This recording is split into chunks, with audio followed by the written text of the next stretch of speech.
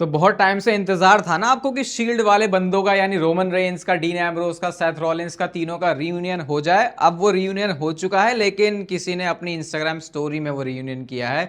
लगातार Seth Rollins, Roman Reigns और John Moxley की स्टोरीज जब उस बंदे या फिर उस बंदी को साथ में दिख रही हैं, तो ये था आपके लिए शील्ड का रीयूनियन। और मेरी तरफ से पहले ही माफी इतनी बुरी तरीके से वीडियो को स्टार्ट करने के लिए, बट वेलकम है आपका वॉइस ऑफ रेसलिंग के एक और नए एपिसोड में। और ये एक बहुत बड़ी वाली खुशखबरी है, इस सेंस में तो नहीं बोल सकते कि एज डब्ल्यूडब्ल्यू फैन, लेकिन किसी एक बंदे के लिए बहुत ज्यादा है। और मैं बात कर रहा हूं कोरी ग्रेव्स की। अगर आप डब्ल्यूडब्ल्यू से पुराने टाइम से जुड़े हुए हो तो आपको पता होगा कोरी ग्रेव्स पहले रेसलिंग किया करते थे, लेकिन फिर उनको कंकशन की वजह से इस इन रिंग रेसलिंग से परमानेंटली रिटायरमेंट लेनी पड़ी। लेकिन अब गुड न्यूज ये आई है कि डब्ल्यूडब्ल्यू की मेडिकल टीम ने उनको क्लियर कर दिया है। और ये चीज हमने तब भी देखी थी जब ब्रॉक लेस्टर ने कोरी ग्रेव्स को F5 लगाया था, और ये इतने सालों में कोरी ग्रेव्स का पहला ऐसा भयानक डब्ल्यूडब्ल्यू की रिंग में बम्प था। तो बहुत ऑब्वियस चीज भी है कि अगर कोई बंदा इन रिंग तरीके से रिटायर हुआ है तो फिर वो बम्प भी कैसे ले सकता है। तो इसके बारे में फाइटफुल ने रिपोर्ट किया, मतलब कि अब वो मेडिकली पूरी तरीके से क्लियर हैं रेसलिंग रिंग में वापस आने के लिए। बट ये नहीं पता कि क्या एक्चुअल में डब्ल्यूडब्ल्यू प्लान कर रही है उनके लिए, या फिर कोरी ग्रेव्स का कितना मूड है या फिर क्या है। और ऑब्वियसली होगा भी भाई, मतलब अगर एक सिंपल तरीके से देखें तो एक बार किसी को इस बिजनेस से प्यार हो जाता है ना, रेसलिंग करने से, तो फिर बस वो वही उस चीज के पीछे वो पागल हो जाता है। वो बंदा ही जानता है जिसको अपने इंजरी की वजह से या फिर किसी ऐसी मेडिकल प्रॉब्लम की वजह से रेसलिंग से दूर होना पड़ जाए। तो मे भी हो सकता है आने वाले टाइम में आप कोरी ग्रेव्स को रिंग में वापस आते हुए देखो। हो सकता है डब्ल्यूडब्ल्यू का इमीडिएट भी कुछ प्लान हो जिसके बारे में अभी हमको ज्यादा डिटेल्स ना पता हो। नेक्स्ट बात करते हैं भाई मैट रिडल के बारे में। और ये बंदा क्या पागल हो चुका है या ये ज्यादा ही फूक के आने लग गया। एक इंटरव्यू में जाते हैं टीएमजी के साथ और वहां पे उन्होंने होस्ट को ही मारना शुरू कर दिया। अभी किसी और बंदे ने किया होता ना तो मैं बोलता कि हाँ स्क्रिप्टेड है भाई, हो सकता है कि ये बस इसी एक स्टोरी लाइन का ही किसी तरीके से पार्ट दिखाना चाह रहे हो। लेकिन मैट रिडल है तो फिर मैं मान सकता हूँ कि शायद ये सच भी हो सकता है, वैसे चांसेस इसके कम है। लेकिन उन्होंने लिटरली पकड़ के घुसेड़ दिया और उसके बाद उस बीच में जो राउंड टेबल रखी होती है उस पर भी उन्होंने मारा। और ये मार धुलाई करने से पहले इस पॉडकास्ट में फिर से ऐसी बातें बोली मैट रिडल ने जो कि बहुत सारे फैंस को ट्रिगर करेंगे। और कुछ रोमन रेंस और रैंडी ओर्टन से रिलेटेड भी उन्होंने अंदर की बात बताई। सबसे पहले तो उन्होंने ये इसी चीज के बारे में कमेंट किया क्योंकि उन्होंने ये कह दिया था ना कि रोमन रेंस अगर असली में मेरे से लड़ने आ जाए तो मैं उसको फोड़ दूंगा। चाहे तुम बात करो एमएमए की या फिर किसी भी तरीके की बॉक्सिंग की, रोमन रेंस मेरे सामने नहीं टिक सकता। और ये चीज रोमन रेंस को पसंद नहीं आई। उन्होंने जाके खुद से बोला रिडल से, भैया ये सही नहीं है जो तू कर रहा है। तो इसके बाद रैंडी ओर्टन से बात करके, मतलब मैट रिडल ने पूरा अपॉलॉजी लिखी और उसके बाद वो रैंडी ओर्टन को जाके दिखाते हैं कि सही लग रहा है और कुछ इसमें ऐड करना चाहिए मुझे कि रोमन रेंस मान जाए। तो ये उन्होंने बात बताई। आई थिंक ये चीज तो उन्होंने बोली थी कि मैंने अपॉलॉजी करी थी रोमन रेंस से, लेकिन ये रैंडी ओर्टन वाला एंगल उन्होंने नहीं बताया, जो कि अपने आप में बहुत ज्यादा फनी है। और रैंडी ओर्टन की बात चल रही है तो शायद कल का स्मैकडाउन फाइनली वो स्मैकडाउन हो सकता है जो कि रैंडी ओर्टन के फैंस के कलेजे को ठंडक पहुंचाए। सबसे पहले तो आप ये वाला ग्राफिक देखो, इतने बार ऐसे मूवमेंट्स हो चुके हैं अब तक डब्ल्यूडब्ल्यू टीवी में जहां पे रैंडी ओर्टन इस तरीके से टीज कर रहे हो कि वो कोडी रोड्स के सामने होंगे और उनकी अनडिस्प्यूटेड चैंपियनशिप के लिए लड़ेंगे। फिर अनडिस्प्यूटेड चैंपियनशिप कोडी रोड्स पूरा हार भी गया, वो जीत भी गया, उसके बाद अब तक वो मौका मिला नहीं है। तो इतने मल्टीपल अलग अलग सेगमेंट्स में ये तो आई थिंक कम है, इससे भी बहुत ज्यादा है। और अब कल के स्मैकडाउन के लिए मैंने आपको बताया था कि रैंडी ओर्टन और कोडी रोड्स का टैग टीम मैच होने वाला है against Bronson Reed and Bron Breakker.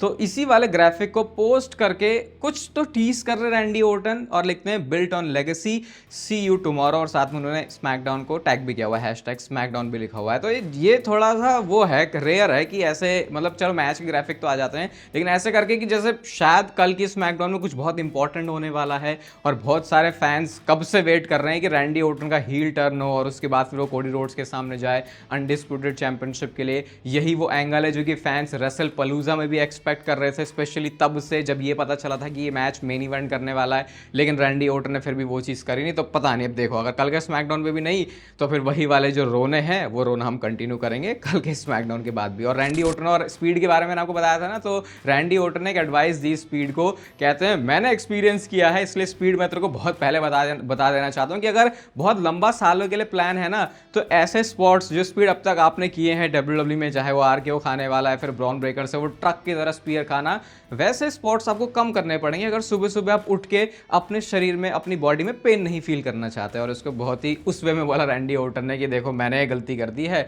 तो स्पीड स्पीड अब तुम्हें ये नहीं करनी चाहिए। वैसे स्पीड के पास बहुत सारे काम है 100 तरीके करने के लिए। मुझे लगता है अगर WWE मोटे पैसे भी स्पीड को दे देगी ना कि भैया तुम हमारे साथ ही साइन रहो, इवन लोगन पॉल वाली डील भी मिलेगी तो भी मुश्किल ही है कि स्पीड वैसा कुछ काम करेंगे, क्योंकि वो बंदा बहुत खुरापाती आदमी है, उसके अलग अलग एक साथ 3600 काम चलते हैं। तो इसीलिए आई थिंक बेटर है कि उनको स्पेशल अपीयरेंसेस के लिए यूज़ करें। और वैसे भी जब बंदा रेगुलर हो जाता है तो उसको क्रिटिसिज्म ज़्यादा मिलता है, तो फिर मे भी हो सकता है जो चीज़ें लोग अभी स्पीड की इंजॉय कर रहे हो वो तब ना करें, क्योंकि लोगों के दिमाग में चुल होती है ज़्यादा से ज़्यादा बातें करने की और कुछ ना कुछ इसमें कमियां निकालने की। जॉन सीना की एक नई मर्चेंडाइज WWE ने एक टी शर्ट निकाल दी है, और देख के ऐसा लग रहा है कि थोड़ा गलत टाइम पे निकाली, क्योंकि ये जॉन सीना की टी शर्ट आई थिंक तब ज़्यादा सेंस बनाती जब जॉन सीना का हील टर्न हुआ ही था, और अपने टाइटनट्रॉन में वो बिल्कुल काला सफ़ेदी मार के आते थे, जैसे उनकी रेसलमेनिया की भी एंट्रेंस हुई थी।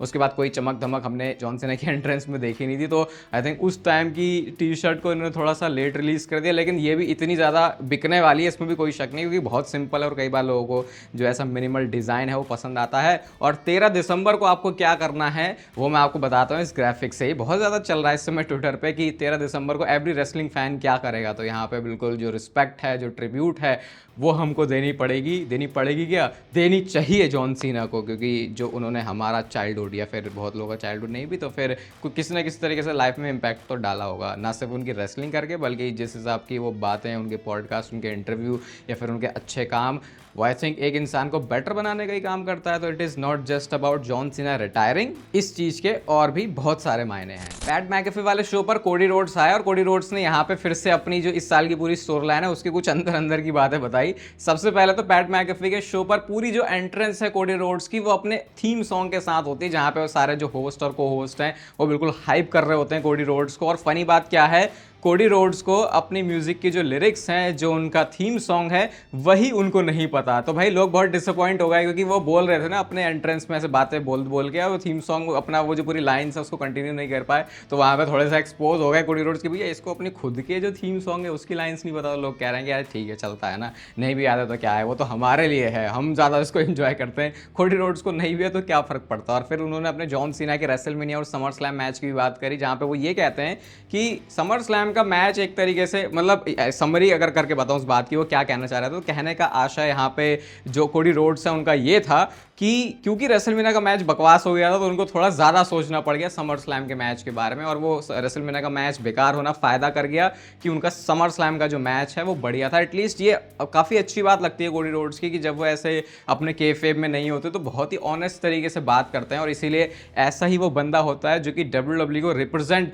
अच्छे तरीके से कर सकता है। बहुत सारे लोगों को शायद सरप्राइज भी हो जाते हैं, पता नहीं, मैं तो ये सोच रहा हूँ कि मुझे नहीं समझ में आता कि लोगों को क्या समझ में आता है कि मैं कोडी रोड्स की साइड हूँ या फिर उसकी साइड नहीं हूँ। देखो मैं कोडी रोड्स के बारे में अच्छी बात भी करता हूँ, गड़बड़ बात भी करता हूँ, जो जैसी लगती है वैसी बात करता हूँ, लेकिन एक फेस के हिसाब से ऐसे मीडिया इंटरव्यूज में WWE को रिप्रेजेंट करने का काम आई थिंक कोडी रोड्स से शायद ही अभी कोई बेटर कर सकता है, जितना मैंने उनको देखा और सुना है। और इसी इंटरव्यू में उन्होंने एक फनी बात और बोली, कहते हैं कि मेरा नाम कोडी रोड्स नहीं, बैक स्टेज कभी कभी कोजी रोड्स भी हो जाता है, और वो तब होता है जब मैं सूट वगैरह पहन के नहीं आता, तो बैक स्टेज जो सारे लोग हैं वो मुझे कोजी रोड्स के नाम से रेफर करते हैं, क्योंकि फिर बंदा थोड़ा कोजी हो जाता है। तो ऐसे देख रहे हो कितने ज़्यादा बंदा फिर कैजुअल हो जाता है अपनी बातों में जब वो ऐसे खुल के थोड़ा आने लगता है, जो कि अच्छी बात लगती है। अगेन इसीलिए लगता है कि कोडी रोड्स वो सही बंदा है जो कि WWE को रिप्रेजेंट कर रहा है। हाँ, लेकिन स्टोरी लाइन की बात आती है तो फिर वहाँ पे और भी कई सारे फैक्टर्स हो जाते हैं उसको क्रिटिसाइज करने के और उस पर अपना ओपिनियन बनाने के। अभी ब्लड लाइन की स्टोरी लाइन में अगर स्पेसिफिक बात करें तो रोमन रेंस और जे उसो का जिस तरीके से डायनामिक चल रहा है वो यही है कि रोमन रेंस की वो जो एडवाइस है, जहां से उन्होंने स्टार्ट किया था कि सीएम पंक वो बंदा है जिस पे भरोसा नहीं करना, और उसके बाद जे उसो ने वैसा ही किया, और अब वो चीज़ इस पॉइंट पे आ चुकी है कि जिमी उसो को देख के लग रहा है भाई ये दोनों बंदे कर क्या रहे हैं, इनके आपस में तो हिसाब किताब बिल्कुल सही चल रहा है। और हमने WWE के रॉ की प्रोग्रामिंग में भी ये देखा कि जे उसो के साथ तो काफ़ी अच्छा रोमन रेंस ने अपने आप को दिखाया, लेकिन जब जिमी उसो का था तो ना उनके साथ हाथ मिलाया उन्होंने, वो चीज़ हमने कहीं पर भी देखी नहीं। तो अब इसके बाद एक वीडियो आई ट्विटर पे, और ये है उस वाले टाइम की जब ब्लड लाइन को ये दोबारा से रियूनाइट कर रहे थे वो सर्वाइवर सीरीज वॉर गेम्स के लिए। और यहाँ पे क्या वो मूवमेंट है जब जे उसो इस तरीके से था रोमन रेंस को लेके कि भैया अगर तू मेरे से तमीज से बात नहीं करेगा ना तो मैं ना तेरी बात सुनने वाला ना मैं तेरे साथ रहने वाला। और ये वो टाइम है जब जिमी उसो सोचा था भाई यार कर लो ना सेटिंग किसी भी तरीके से। तो एक वो मूवमेंट था जब रोमन रेंस और जे उसो के बीच में ऐसे डिफरेंसेस थे, और अब बात ये है कि जे उसो को वो सारी बातें पसंद आ रही हैं जो कि रोमन रेंस कह रहा है। और अगर आप चैनल पर एक्टिव चैटर हो तो मैंने आपको बताया था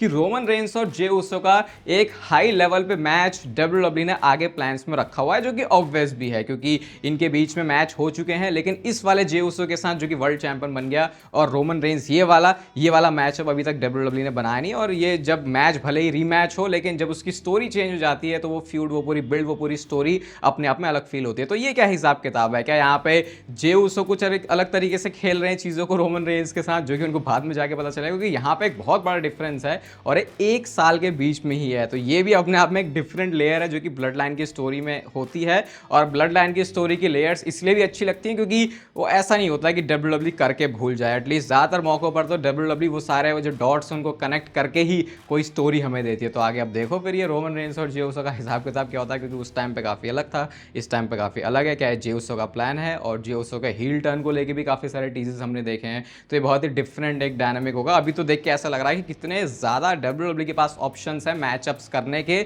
बस ये अच्छी स्टोरी दे दे उसके पीछे। और यहाँ पे सिर्फ रोमन रेंस की बात नहीं हो रही, यहाँ पे ब्रॉक लेसनर, CM पंक, सेथ रॉलिंस, इन सारे ही सुपरस्टार की बात हो रही है। और फाइनली ब्रॉक लेसनर की भी बात कर लेते हैं। मैंने आपको बताया था चैनल पे कि Brock Lesnar versus Bron Breakker, ये वाला जो मैच है WWE उसको कंसिडर कर रही है अगले साल की रेसलमेनिया के लिए ब्रॉक लेसनर का सिंगल्स मैच। और ये जो वॉर गेम्स वाला मैच होगा जहां पे पॉसिबली ब्रॉक लेसनर आ रहे हैं, वहां से ही आपको इसकी स्टोरी शुरू होते हुए दिख जाएगी। और बोल सकते हो कि एक की रीजन WWE का ये भी होगा ब्रॉक लेसनर को वॉर गेम्स में डालने का, क्योंकि ये बनाना चाहते हैं रेसलमेनिया का अगले साल का एक बड़ा मैच। और अगर आप ब्रॉक लेसनर की थोड़ी हिस्ट्री भी देखोगे ना, तो ये ब्रॉक लेसनर और ब्रॉन ब्रेकर का जो मैच है ये किस चीज की याद दिलाता है? जब ड्रू मैकिंटायर और ब्रॉक लेसनर का भी मैच हुआ था, हालांकि वो किसी क्राउड के सामने नहीं था, उसके बाद ये सारा जो शट डाउन हो गया था सब कुछ, और वो मैच फिर उनको बिना फैंस के करना पड़ गया था। तो उस टाइम पे भी ब्रॉक लेसनर उस राइवलरी में बहुत इन्वेस्टेड थे। वो सेगमेंट याद है जब एंट्रेंस पे ड्रू मैकिंटायर ने रैम पे ब्रॉक लेसनर को मारा था,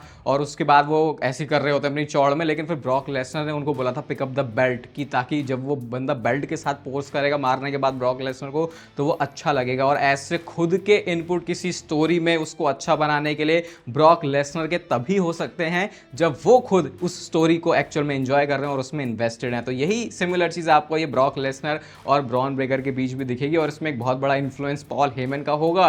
तो फिर वो वैसे ही चीज़ें बहुत ईजी बना देता है। फिर ब्रॉक लेसनर को मनमानी करनी भी होती है तो वो उस लेवल की नहीं होती, क्योंकि उनका जो भाईचारा है पॉल हेमन के साथ वो बहुत अच्छा है। मनमानी कैसी होती है ब्रॉक लेसनर की, वो अगर आपको जानना है तो एलिमिनेशन चेंबर का वो प्लेक्सी ग्लास फोड़ के जो ब्रॉक लेसनर निकले थे, उससे बड़ा कोई एग्जाम्पल हो नहीं सकता। अगर आप चैनल पर एक्टिव चैटर हो तो ये सारी बातें आपको पता होंगी। इस वीडियो को यहाँ तक देख रहे हो तो इसे लाइक कर देना। चैनल पे मेंबरशिप कंटेंट के लिए चैनल की मेंबरशिप ज्वाइन करके इस चैनल को आप थोड़ा सा और सपोर्ट कर सकते हो। बाकी ऐसी वीडियोस तो इस चैनल पर डेली आती रहती है, तो उसके लिए आप इस चैनल को सब्सक्राइब कर सकते हो। बाकी तब तक फिर लेते रहो जिंदगी के मजे।